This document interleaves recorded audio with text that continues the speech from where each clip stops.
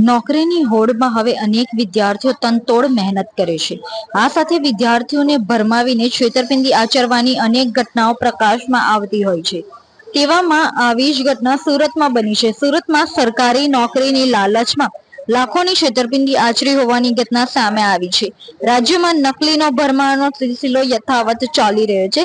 સરકારી નોકરીની લાલચમાં વિદ્યાર્થીઓ દેશ વિદેશમાં જતા હોય છે અને ત્યારબાદ પાસપોર્ટ જપ્ત કરીને બંધક બનાવીને મજૂરી કરાવતા અનેક કબૂતરબાજો ઝડપાયા છે। સુરતમાં નોકરીની લાલચ આપી 44 લાખથી વધુની ઠગાઈ આચરી હોવાની ઘટના સામે આવી છે।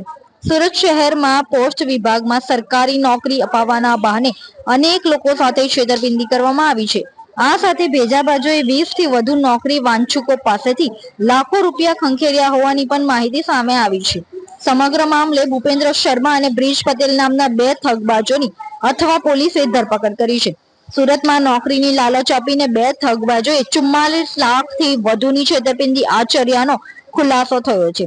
પોસ્ટ વિભાગમાં સરકારી નોકરી અપાવવાના બહાને બે ઠગબાજોએ 20 થી વધુ નોકરી વાંછુકો પાસેથી કુલ 16,90,000 રૂપિયા પડાવ્યા હતા। આરોપીઓએ નકલી વેબસાઇટ બનાવીને લોકોને ફોર્મ ભરાવ્યા હતા। એટલું જ નહીં, નકલી પરીક્ષાઓ યોજીને ખોટા કોલ લેટર પણ ઇસ્યુ કર્યા હતા। ભૂપેન્દ્ર શર્મા અને બ્રિજ પટેલ નામના બે આરોપીઓની સુરત અથવા પોલીસે ધરપકડ કરી છે અને સમગ્ર રેકેટની વધુ તપાસ હાથ ધરી છે।